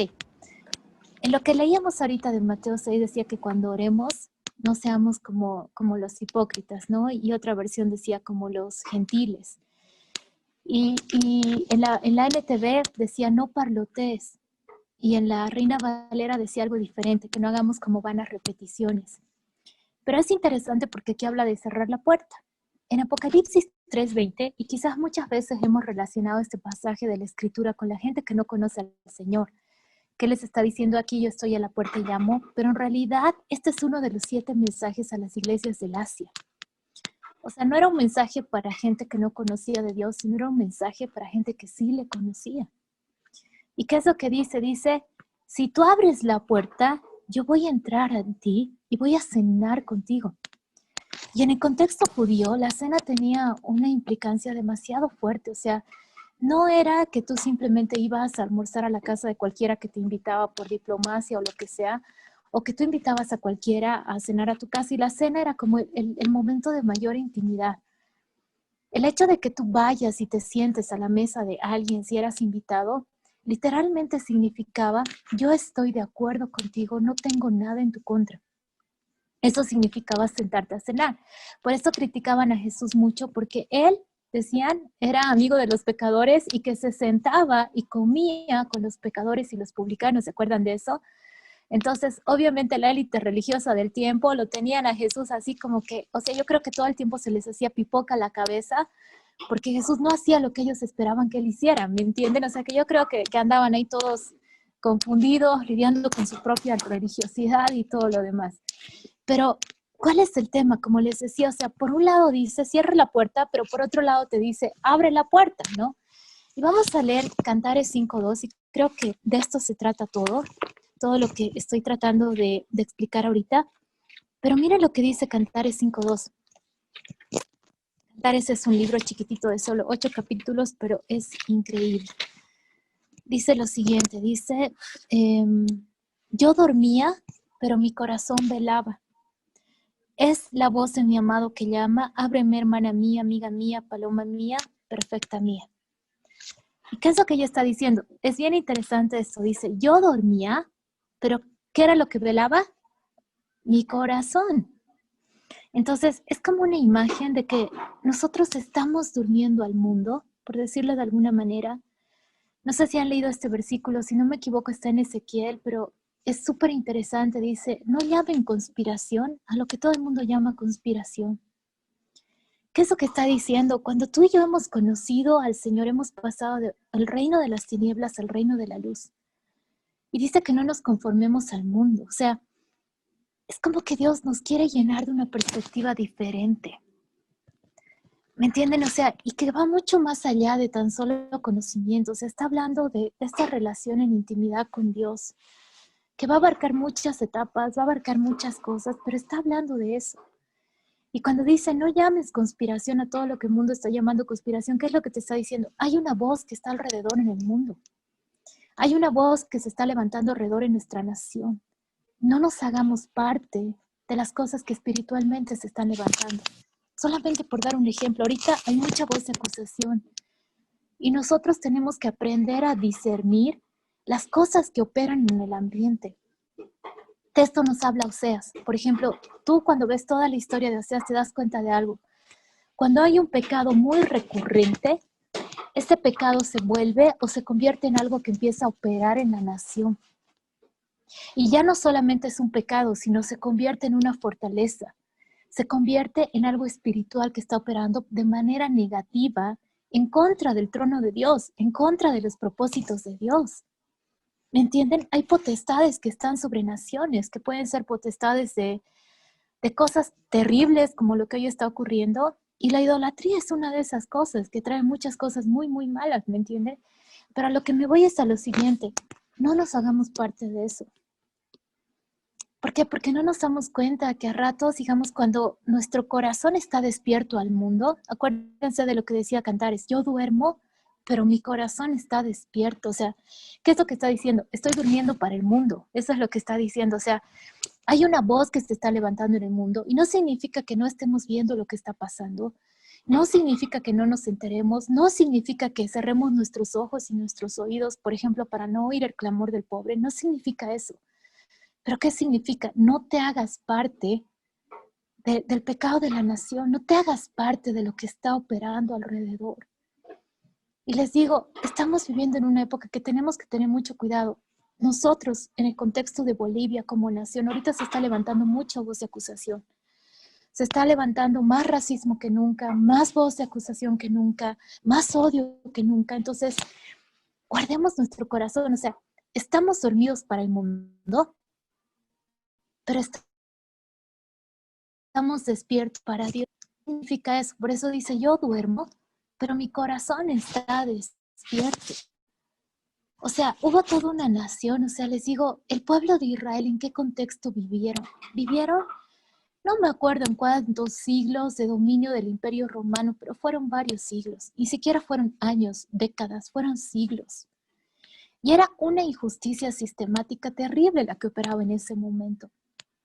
Pero había un pueblo que era la iglesia primera y nosotros siempre ponemos como ejemplo a la iglesia primera, porque era una iglesia que se movía en verdadero poder y autoridad, pero había algo más que los movía y era realmente lo que los motivaba todo, era el motor que los impulsaba. ¿Y cuál era ese motor que los impulsaba? Era el anhelo por la segunda venida de Jesús. Era que sus corazones habían sido llenos, ¿me entienden?, del anhelo por el reino de los cielos. O sea, habían entendido lo que significaba el reino de los cielos en medio nuestro. O sea, nosotros como seres humanos, en el contexto que vivimos como naciones, primero el reino de los cielos se establece a través de tu vida, pero luego también lo establecemos y mañana vamos a hablar de una de las maneras que el reino de Dios se establece, que es a través de la intercesión. Pero a lo que me voy es a que podemos vivir temporadas de Dios de avivamiento. Podemos vivir temporadas de Dios donde se establezca verdadera justicia. Obviamente reconocemos y entendemos que justicia total, completa y verdadera solamente cuando Jesús vuelva. Solamente cuando Jesús vuelva. Pero tú y yo podemos servir a los propósitos de Dios en medio de nuestra generación. Cuando se habla de David, se dice de él que él sirvió a Dios, que Él sirvió a sus propósitos en medio de su generación. Y hoy quiero hablar un poco de esto, quiero hablar del tema de intimidad, pero quiero hablar mucho del tema generacional también. ¿Por qué? Porque tu vida y lo que ocurre a ti, quiero que sepas algo, jamás se va a tratar tan solo de ti. Nunca. ¿Me entienden? O sea, todas las decisiones que tú tomas, o sea, tú puedes pensar, no, yo soy súper independiente, tomo mis decisiones, hago lo que quiera, lo que sea. Pero tienes que saber que la palabra dice que todo lo que el hombre sembrare, eso también va a cosechar. ¿Qué significa eso? Nosotros somos como generadores de ambientes, por decirlo de alguna manera. Y hay un ambiente que se genera alrededor de nosotros, que puede ser un buen ambiente o puede ser un mal ambiente. Y eso no significa que no vivamos etapas. Yo hace poco compartía de un tiempo que he vivido como de 7 meses, de experimentar muchísima ansiedad, temores, depresión, así terrible. Y siendo cristiana, ¿cuántos años de mi vida? No les voy a decir cuántos, ya, porque son muchos. ¿Me entienden? Pero yo sé que Dios, o sea, entiendo el por qué viví esa etapa de mi vida. Lo entiendo y es porque se trata del corazón, es porque se trata justamente de lo que les decía aquí cuando Jesús hablaba, cierra tu puerta, pero al mismo tiempo dice, abre tu puerta. O sea, cierra tu puerta, ¿a qué se refiere? Se refiere al lugar de intimidad. Se refiere a que esto es a solas con Dios. No sé si algunos de ustedes chicas, han leído Cantar de los Cantares. Pero Cantar de los Cantares habla de una historia de amor preciosa, es una historia que nos lleva a intimidad con Dios súper increíble. Y de hecho les cuento que hay cursos que se están dando de forma gratuita por internet de Cantar de los Cantares, de intimidad y de otros temas, ¿no?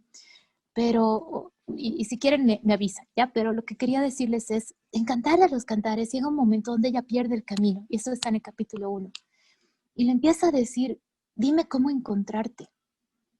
Y no sé si algún momento de su vida se han sentido así. Yo he experimentado muchos meses de mi vida, digamos así como que clamando y diciendo, dime cómo encontrarte.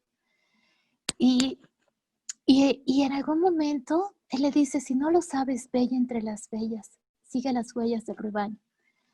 Pero, ¿qué es interesante? Le dice, porque ¿por qué habría de ser yo como una que se cubre con el velo junto a los rebaños de tus compañeros? O sea, ¿qué es lo que le está diciendo? Quiero volver a encontrarte en la intimidad, porque quiero volver a exponer todo de mí delante de ti sin ocultar nada. No quiero ser como alguien que tiene que cubrir su rostro con el velo. ¿Me entienden? O sea, y es hermoso porque es en ese lugar de intimidad precisamente donde muchas cosas van a pasar.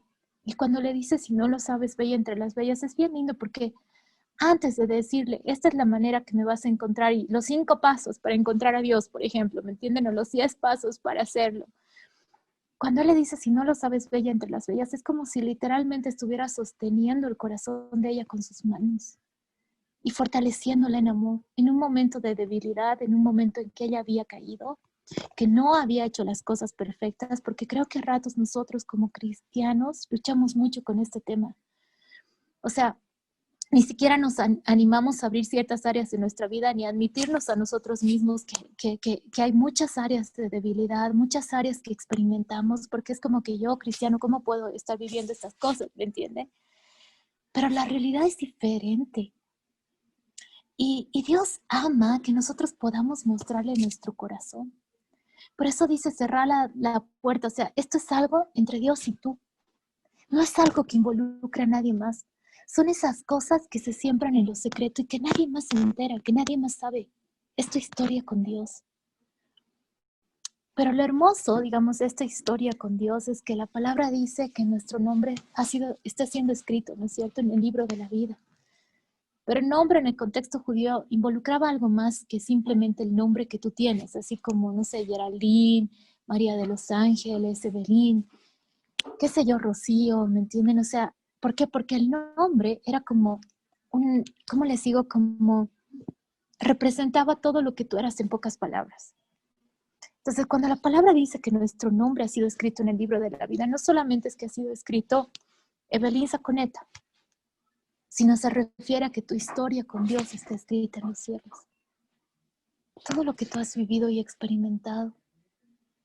Y ahí no está escrito, por decirles de alguna manera, nuestros pecados, porque la palabra dice que si nosotros le pedimos perdón, Él echa nuestros pecados al mar del olvido.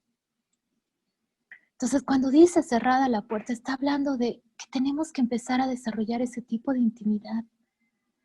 Pero es una intimidad que quizás hemos experimentado, pero les aseguro, como les decía, así del amor hay niveles más profundos para experimentar en intimidad con Dios. O sea, el lugar donde nos mostramos tal como somos sin nada que ocultar, donde le dejamos ver a Él las cosas que nadie más ve y que quizás ni nosotros mismos nos estamos permitiendo ver.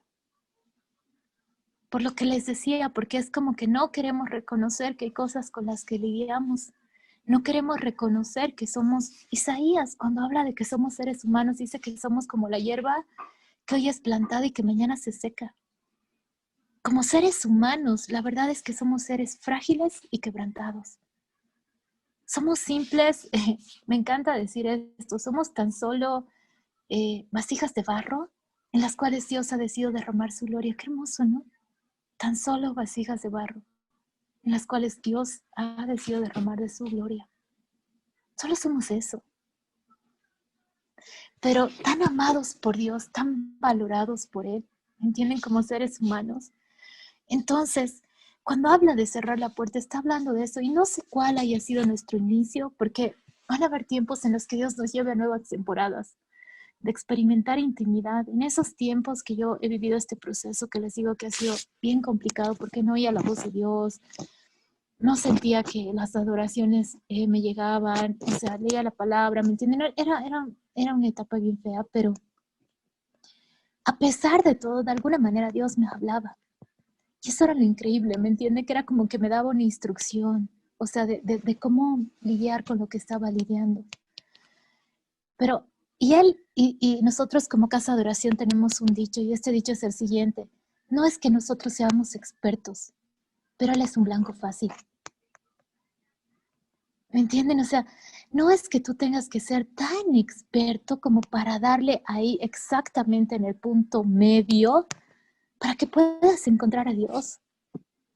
Nuestra historia con Dios no es de un juego de ocultarse y de que tú lo encuentres y de que sea tan difícil. Eso no es cierto. Dios lo hizo fácil. Él cruzó todo el trecho que nosotros teníamos que cruzar a través de su muerte en la cruz del Calvario, para que le podamos encontrar. Pero siempre va a ser a cara descubierta, como dice 1 Corintios 3:18, dice que nosotros todos, que con el rostro descubierto contemplamos como en un espejo la gloria del Señor, somos transformados en su misma imagen, pero dice con el rostro descubierto.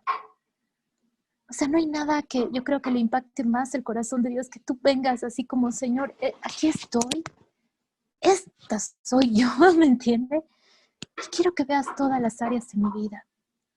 Y etapa tras etapa, siempre el Señor va a ir más profundo. ¿Por qué? Porque en intimidad Dios te va a revelar las áreas que no están bien en tu vida, que quizás son puntos ciegos. ¿Sabían que todos tenemos puntos ciegos y que tenemos que tener cuidado con eso? ¿Qué es un punto ciego? Algo que es evidente en tu vida, pero que tú no te das cuenta. ¿Y saben cuáles son los puntos ciegos más fuertes? Las áreas en las que piensas que estás bien. Porque son áreas que ni siquiera las vas a llevar a la luz porque tú crees que estás bien en esto. Y todos tenemos, ¿me entienden? Pero no solamente va a pasar eso en la intimidad, también va a pasar que Dios va a empezar a hurgar más profundo, porque Él quiere, cuando la palabra dice que Él ha venido a darnos vida y vida en abundante, y vida abundante, y cuando habla de que Él ha dado su vida para que tú y yo le conozcamos, para que no perezcamos, para que seamos salvos, la salvación no es solamente que no experimentemos el infierno, va mucho más allá de eso.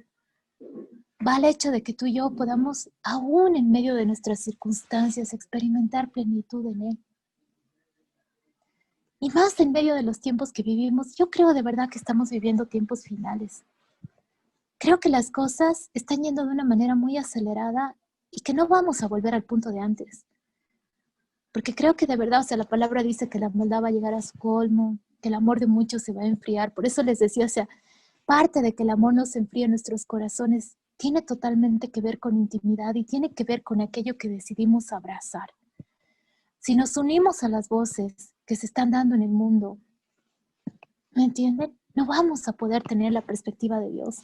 Y esa perspectiva de Dios va mucho más allá del conocimiento, o sea, del que tú te puedas saber de memoria capítulos de la Biblia, aunque eso sería una gran bendición, pero va mucho más allá de eso. Va de lo que tú y yo hemos experimentado en intimidad con Dios, de lo que tú sabes que has hablado en tu vida, de los procesos que tú sabes que has vivido, de los momentos de quebranto y de dolor, y que cuando sales de eso puedes decir, Dios estuvo aquí. Y no es solamente algo que lo sé porque me lo han dicho, sino porque lo he experimentado y porque lo he vivido. Y esto que Dios quiere que nosotros podamos vivir en intimidad con Él. Hay algo que me impresionó, que Dios se dio a David. No sé si alguna de ustedes podría leer Primera de Crónicas 28, del 8 al 10. ¿Alguna podría leer eso? Sí, Carito, lo leo. Primera de Crónicas 28, del 8 al 10. Dice la palabra: ahora pues, ante los ojos de todo Israel, congregación de Jehová, y en oídos de nuestro Dios, guardad e inquirid todos los preceptos de Jehová vuestro Dios, para que poseáis la buena tierra, y la dejéis en herencia a vuestros hijos después de vosotros perpetuamente. Y tú, Salomón, hijo mío, reconoce al Dios de tu Padre, y sírvele con corazón perfecto y con ánimo voluntario, porque Jehová escudriña los corazones de todos, y entiende todo intento de los pensamientos. Si tú le buscares, lo hallarás, mas si lo dejares, él te desechará para siempre. Mira pues ahora que Jehová te ha elegido para que edifiques casa para el santuario. Esfuérzate y hazla. Voy a leer lo que dice en la NTV. Dice lo siguiente. Dice: así que ahora, con Dios como nuestro testigo y a la vista de todo Israel, la asamblea del Señor les doy este encargo. Asegúrense de obedecer todos los mandatos del Señor su Dios, para que esta buena tierra siga en su posesión y la dejen para sus hijos en herencia permanente. Y tú, Salomón, hijo mío, aprende a conocer íntimamente al Dios de tus antepasados. Adóralo y sírvelo de todo corazón y con una mente dispuesta. Pues el Señor ve cada corazón y conoce todo plan y pensamiento. Si lo buscas, lo encontrarás. Pero si te apartas de él, te rechazará para siempre. De modo que toma esto en serio. El Señor te ha elegido para construir un templo como su santuario. Sé fuerte y haz el trabajo. ¿Y qué es lo que pasa? A mí me impresiona mucho esto porque, miren, el papá de Salomón era David, ¿no es cierto? Y creo que todos sabemos quién era David, ¿no ves? Pero, ¿cuál era el tema con David? El tema era que él había experimentado tanto de Dios de manera personal. De hecho, más adelante en esta Primera de Crónicas se le dice el dulce cantor de Israel. O sea, él había soñado con construir el templo de Dios. ¿Por qué? Porque David hizo algo extraordinario, hizo una tiendita, una como choza, por decirlo de alguna manera, donde estableció oración y adoración continua 24/7 por un lapso de casi 40 años. Donde había músicos y cantantes proféticos que constantemente estaban adorando al Señor, y eran como 3,000, les cuento. Y no solamente hizo eso David, sino David se encargó de que esto sea real. Y era un lugar al que todo el mundo tenía acceso. Y no solamente eso, sino que él se encargó de ver la manera de proveer para esto. Él se encargó de que los que sirviesen en esta labor, que eran los sacerdotes y los levitas, estuvieran libres de cualquier otro servicio. ¿Qué era lo que David hacía? O sea, no solamente tuvo un corazón para que esto pase, sino que aún buscó la manera de financiarlo. Y a través de las guerras que él tenía, de las victorias que Dios le daba, de los botines de guerra, David en algún momento decía: yo con grandes esfuerzos. Y él, o sea, era como que aún siendo rey, él se había esforzado muchísimo para eso.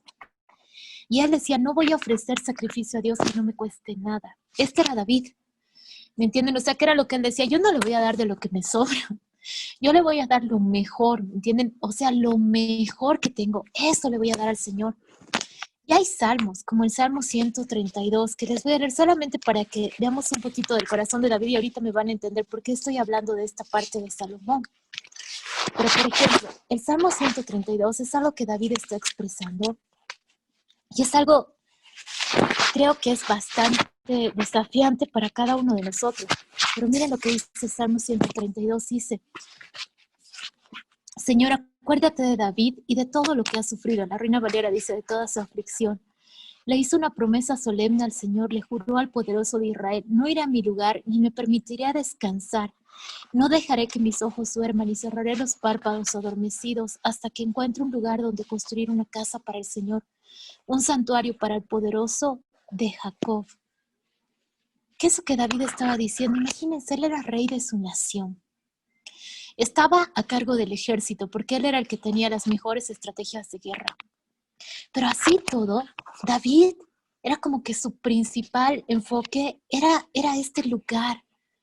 ¿Y por qué era su principal enfoque? Porque era el lugar donde la presencia de Dios habitaba. ¿Y qué era lo que él decía? Decía: no voy a dormir, o sea, no me voy a permitir descansar, no voy a dejar que mis ojos duerman y voy a cerrar los párpados adormecidos hasta que encuentre un lugar donde construir una casa para el Señor. ¿Por qué era este anhelo tan fuerte? Porque David había experimentado de manera personal al Señor. Y esta es una de las cosas que Dios quiere que nosotros experimentemos de manera personal. Y creo que uno de los temas más importantes dentro de intimidad con Dios y del reino de los cielos es deleite. ¿Me entienden? O sea, es el tema de que podamos experimentar tanta intimidad con Él, que nos deleitemos en Dios, nos deleitemos en su palabra. Pero no como algo que obligado, porque no es algo que tú te puedes obligar a experimentar deleite. Eso es algo que viene de manera natural. No sé cuántas de ustedes son madres, pero me imagino que cuando una mamá ve a su bebé, yo he visto mamás que lo ven por horas al bebé, ¿no? Y tú miras al bebé y dicen: no es tan bonito, creo, ¿no? Pero la mamá lo mira por horas. ¿Por qué? Porque se está deleitando en él. O sea, es tanto el amor que le tiene que está encontrando deleite. Entonces, ¿qué es lo que pasa? Que Dios quiere que experimentemos eso. Era lo que la iglesia primero experimentó, tanto deleite en Dios, que su principal enfoque era su venida. Ellos estaban viviendo para la segunda venida de Jesús. Y Dios quiere que lo experimentemos. Dios quiere que encontremos el deleite de estar con Él. Pero cuando les leía esto de Apocalipsis que dice que al que abre la puerta, Dios va a entrar y va a cenar con Él, ¿de qué está hablando? Está hablando de que tenemos que saber que sí es cierto que Dios haya deleite en nosotros, digamos, como iglesia, pero es necesario que cada uno de nosotros descubra el deleite que tú, como persona, le provocas a Dios. Porque es muy diferente saber que Dios ama al mundo a saber que Dios te ama a ti. Y Dios quiere que experimentemos eso.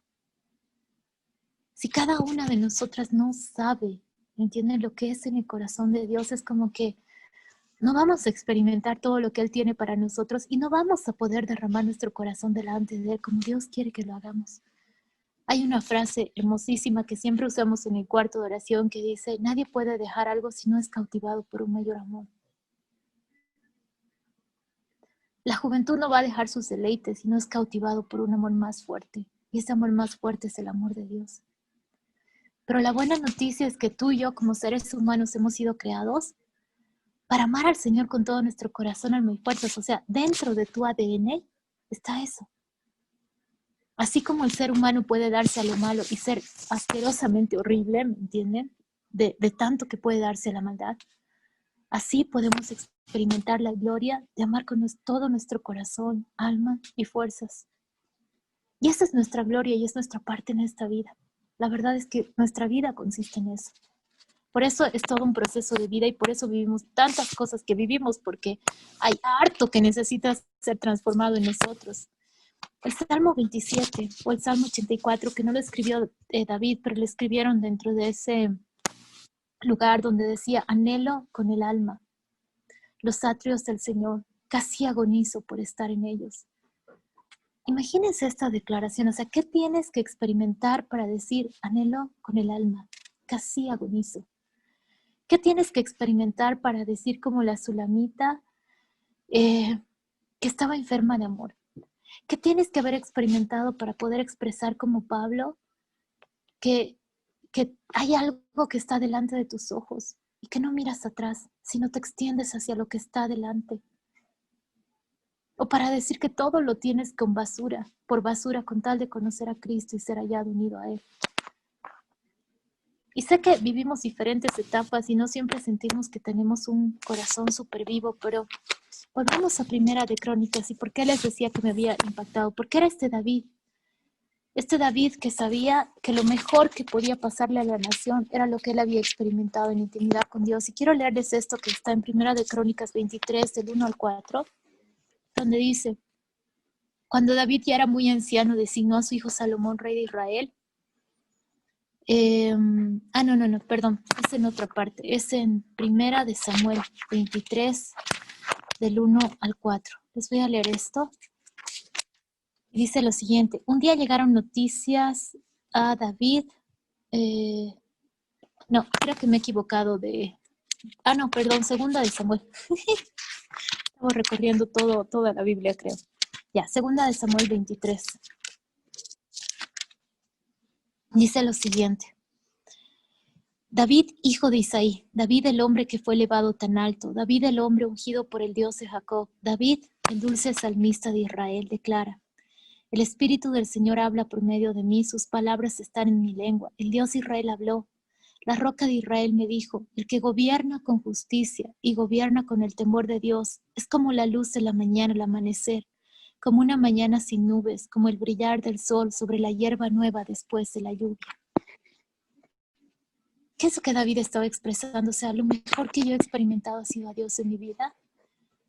Y era tan fuerte su anhelo, su determinación hacia construir ese templo del Señor. ¿Por qué? Porque cuando dice que él sirvió a los propósitos de Dios, en su generación está hablando de que él tuvo una visión que iba más allá del mismo. Lo que les decía, o sea, nosotros generamos ambientes. Mi esposo y yo no tenemos hijos, anhelamos que esto pase algún momento, pero tenemos una carga por las generaciones. Y es como que él supo que lo mejor que podía experimentar era a Dios en su vida y quería esto para su nación. Por eso esa determinación por construir el templo. Y solo quiero hacerte una pregunta. ¿Alguna vez has pensado en heredar algo a tus hijos o a tus nietos? ¿Qué has pensado que quisieras dejarles? Porque miren, aquí cuando David le está hablando a Salomón, y muchas veces se dicen que David tuvo grandes problemas familiares y que fracasó como padre por todo lo que él vivió, ¿no es cierto? Adonías, que quiso usurparle el trono, su otro hijo que violó a su hermana, ¿me entienden? O sea, terrible todo lo que él vivió. Su otro hijo que se llenó de amargura porque David no hizo nada cuando uno de sus hijos violó a su hermana, y bueno, todas esas cosas. Pero él sabía que Salomón iba a ser quien iba a construir el templo, porque Dios le dijo: David, no vas a ser tú has derramado mucha sangre, pero va a ser tu hijo Salomón. Y yo creo, porque dice que Salomón amó a Dios. Cuando se habla de Salomón dice que tuvo un corazón extendido como la arena del mar y que él amó a Dios. Y cuando él le tocó ser rey, Dios se le aparece y le dice: pídeme lo que quieras, yo te lo voy a dar. Y no sé si alguien me puede responder que no sea Geraldine, por favor, y que no sea María de los Ángeles. ¿Qué fue lo que Dios le pidió a Dios? ¿Qué fue lo que Salomón le pidió a Dios? A ver, que alguien me responda. Sabiduría. Ah, muy bien, estamos bien. Ok.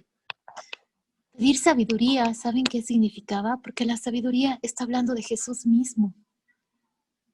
No solo está hablando de un atributo, está hablando más allá de eso. En el contexto de Proverbios, cuando habla de la sabiduría, está hablando de Jesús.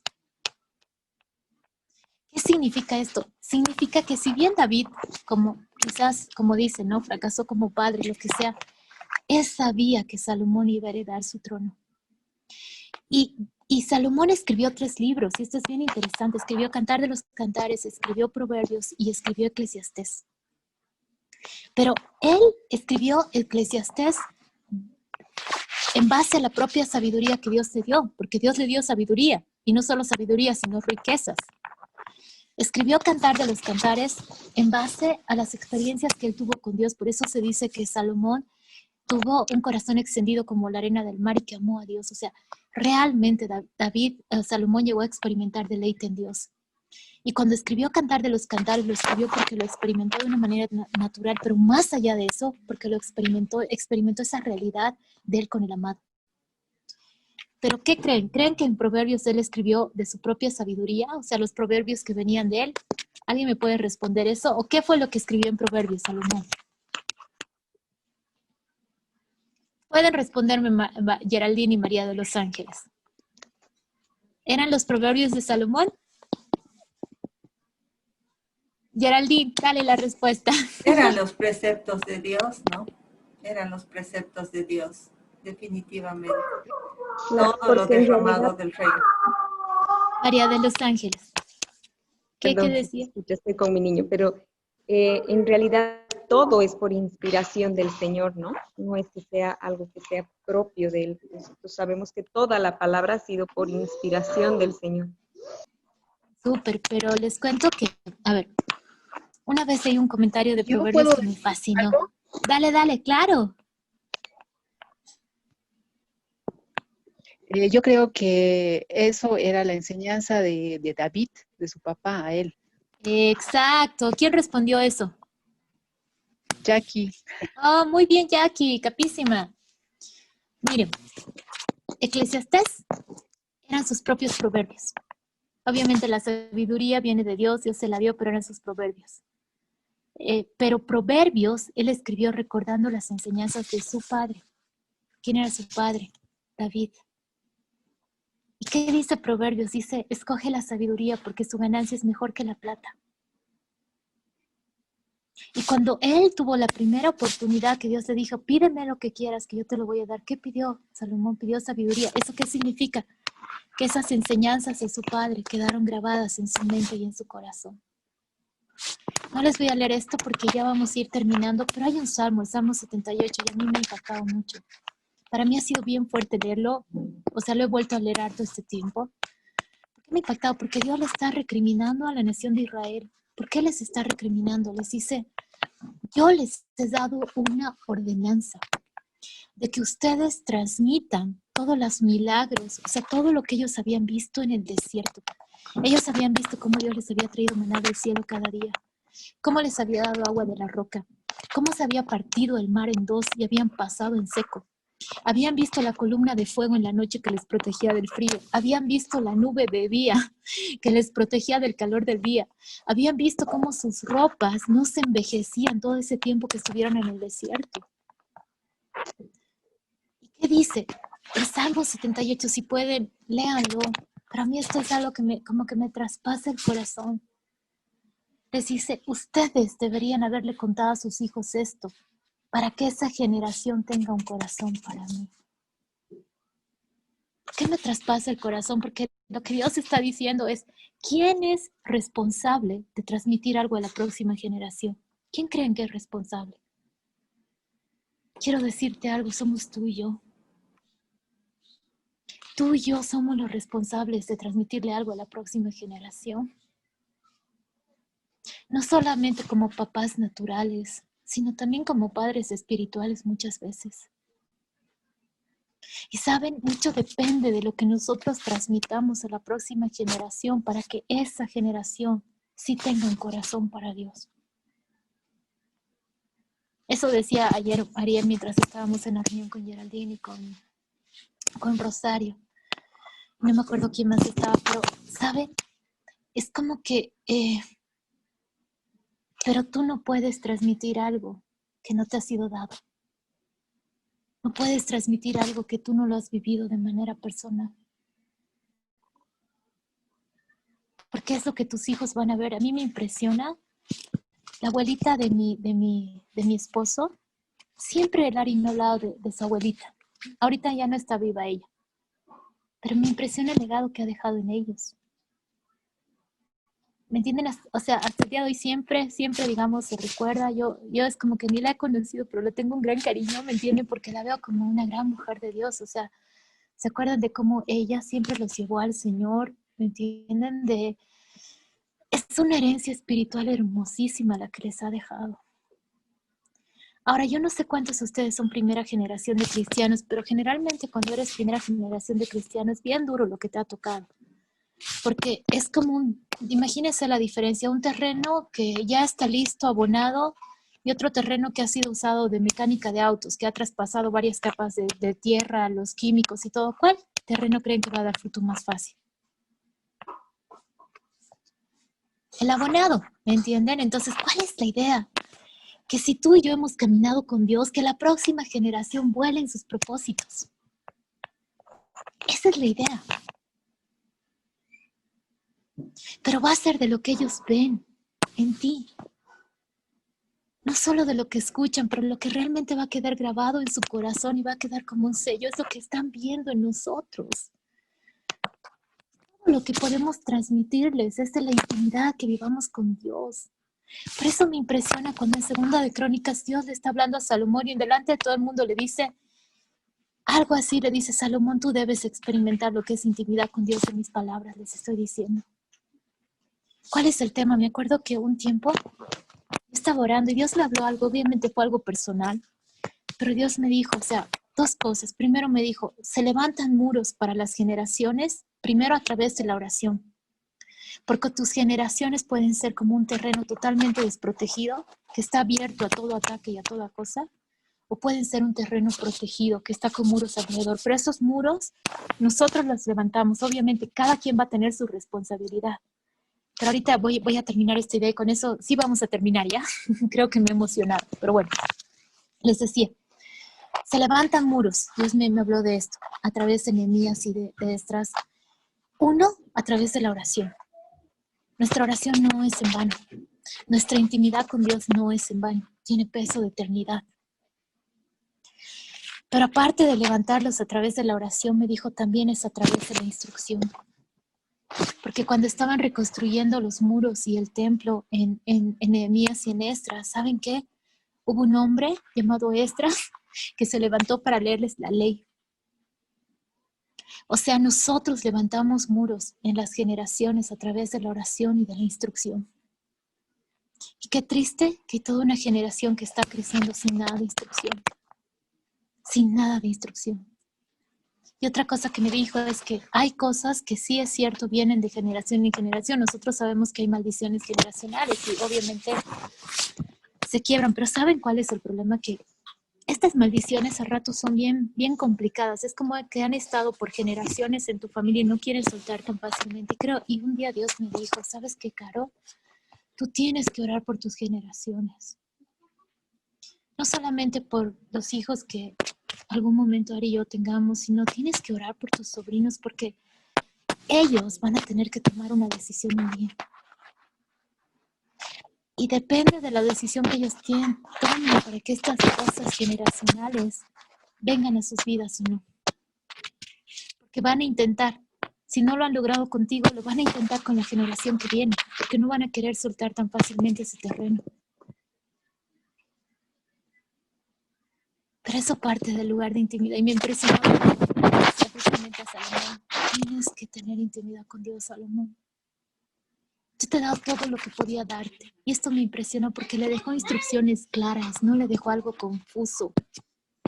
Le dio instrucciones súper claras. O sea, David le dejó cuánto de oro se necesitaba para construir cada uno de los elementos del templo, para construir el lugar santísimo, ¿me entienden? Esos querubines que iban a estar resguardando el arca del pacto. O sea, le dejó instrucciones precisas de cuánto tenían que medir las vigas, las telas, de qué material tenían que ser. O sea, vivimos en un tiempo donde hay tanta confusión. Y tenemos que dejar instrucciones precisas, no confusas, cosas muy claras. Pero esas cosas van a ser convicción en nuestro corazón, en intimidad con Dios, en intimidad con el amado. Solamente allí. Entonces, de alguna manera, creo que el Señor lo que me habló para este día era que les hable del lugar de intimidad, pero con una perspectiva generacional. No solamente de nosotros. ¿Y sabes? Yo digo, pucha, cuando leo a Pablo que dice, he terminado la carrera y he guardado la fe, y digo, ay, Señor, por favor, yo que pueda decir eso algún día. Que un día cuando te vea cara a cara, tenga de qué avergonzarme y no piense, wow, Señor, eras tan hermoso, tan glorioso, tan magnificente, ¿me entiendes? Que empieza a decir, ¿por qué no lo derramé todo? ¿Por qué no lo entregué todo? Y Pablo hablaba de que presentaba a la iglesia, o sea, de que él mismo sufría dolores de parto por presentar a la iglesia delante de Dios. Hay una responsabilidad que tenemos, hay algo que delante de Dios vamos a presentar. Hay un legado, ¿me entienden? Y creo que muchos de los procesos de vida que quizás vivimos y que pueden ser muy duros, yo he vivido procesos súper duros en mi vida, con mucho dolor, mucho quebranto, pero quizás también se trate de que tú tengas la bendición de poder dejar un legado. Como les decía, Dios quiera que podamos ver eso. Es nuestro clamor con el Ari, que Dios, por favor, que clamamos porque Satanás no se robe esta generación con las drogas, con todo el lobby LGTB. ¿Sabías que hay una generación que se está levantando creyendo que estas cosas son normales? No lo son. No les va a hacer bien. No los va a llevar a experimentar plenitud. ¿Y sabías que hay un enemigo que se quiere robar esta generación? Pero si nosotros es que hemos caminado, pucha, que esta generación vuelen los propósitos de Dios. Que vuelen en plenitud, que vuelen a experimentar de Dios, que vuelen anhelo por su presencia. Eso era lo que quería compartirles. Damos gracias por esta enseñanza divina realmente que nos ha conmovido el corazón y nos ha llevado a los pies de Cristo y a entender un poco más íntimo y más profundo lo que es la oración y la intimidad con Dios. Gracias, Carolita. Si alguna tiene alguna pregunta, siéntase libre de expresar sus preguntas a Carolita, por favor. A ver, y yo pregunto, cuando Dios nos dé ese mandato de interceder, de orar, tenemos que orar por nuestras familias cuando son inconversos, obviamente. Yo te pregunto, Él nos dice que perseveremos en oración, ¿no? Yo estoy orando hace 20 años. ¿Es bueno? O sea, o está en la agenda del Señor, en su escritorio, y yo debería encaminar mis oraciones hacia otras cosas porque el mundo cada vez está más lleno de necesidades de oración e intercesión, o debo seguir perseverando. Voy a leer algo que dice Mateo cuando Jesús les enseña a orar. Mateo 6. El verso 9 dice, vosotros pues oraréis así, Padre nuestro que estás en los cielos, santificado sea tu nombre. Venga tu reino, hágase tu voluntad como en el cielo, así también en la tierra. El pan nuestro de cada día, dánoslo hoy. Hay dos dimensiones que están expresándose acá. Primero dice todos ustedes, o sea, no solamente la gente que tiene ministerio de oración, por si acaso, porque a ratos pensamos que los únicos que tienen que orar son los que tienen ministerio de oración. Acá nos está hablando a todos, es un mensaje a los discípulos, les está enseñando a orar. Pero les dice algo, les dice, venga tu reino. Hágase tu voluntad como en el cielo, así también en la tierra. O sea, nos está diciendo, todos ustedes tienen una asignación de Dios de orar porque el reino de Dios venga. Porque el reino de Dios venga sobre sus naciones, porque el reino de Dios venga sobre sus ciudades, porque el reino de Dios venga a las naciones de la tierra, porque el reino de Dios se ha expresado en medio de la gente que está sufriendo injusticia, en medio de las personas que están sufriendo trata y tráfico. O sea, todos tenemos una asignación de Dios en eso, todos. Pero hay la segunda parte, el pan nuestro de cada día, dánoslo hoy. Y estaba diciendo, tienes que pedirle al Padre aún por tu necesidad más substancial. O sea, por todo tenemos que pedirle a Él. ¿Por qué? Porque esta relación de paternidad, o sea, cuando un niño es pequeño, ¿a quién le pide todo? A su mamá, ¿no ves? Y a sus papás. Y si sus papás son buenos padres, ¿cómo les pide? Así, Señor Padre, ¿será que por favor tú tienes el deseo de concederme, darme un chocolate? ¿Me entienden? O sea, chocolate, por poco más, ¿no? Y no ni siquiera a ratos como petición, ¿me entienden? Pero, ¿a qué me voy? A que Dios nos está diciendo que tenemos que orar en dos sentidos. nuestras necesidades desde la más substancial. A mí un día Dios me dijo eso. Yo me acuerdo que me sentía mal porque tenía que obtener algo que al final era como que tenías que ir corriendo y yo no me sentía muy bien. Era un pasaje en un tiempo de conflicto, ¿me entienden? Porque yo decía, yo no estoy con urgencia, no tengo a nadie enfermo para ir a un lugar y estaban dando unos pasajes a mitad de precio. Y me acuerdo que cuando llegué tenía un amigo en esa época que me retó y me dijo, Carolina, nunca vas a conseguir nada así, tienes que ser más aguerrida, ¿no? Yo me quedé triste. Y me acuerdo que Dios me habló y me dijo ese día, ¿sabes qué? Quiero que sepas algo. Acordate de la reina Esther y quiero que sepas que en tu vida todo va a ser a través de la oración. Y yo sé que no solamente era eso para mí. Todo lo que tú quieras es el arete más sencillo. Todo quiero que tú me lo pidas a mí. Porque Dios halla deleite en que nosotros le pidamos como hijos a Él, como hijos que confían en Él. Entonces, dos cosas te voy a decir en cuanto a lo que me preguntabas. Creo que sí es bueno que sigas orando, pero quizás cada temporada de tu vida puedes preguntarle al Señor desde qué perspectiva vas a orar. Porque hay diferentes perspectivas de la que podemos orar por nuestra familia. Podemos, por ejemplo, podemos pedir al Señor que quiebres cosas específicas que Dios nos dice. O sea, que nos dé una revelación muy específica para orar. O sea, hay muchas perspectivas, entonces quizás cada temporada puedes preguntar desde qué perspectiva. Ahora también hay testimonio de personas que dicen, Dios me dijo, ya no ores más por eso. Si algún momento tú sientes que Dios te está diciendo, ya no ores, es porque probablemente esa copa ya llegó al nivel que tiene que llegar. Pero quizás ya no solamente puedes orar por tus hijos, por tus nietos y por tus bisnietos, generaciones que ni siquiera conoces, Marta Dina.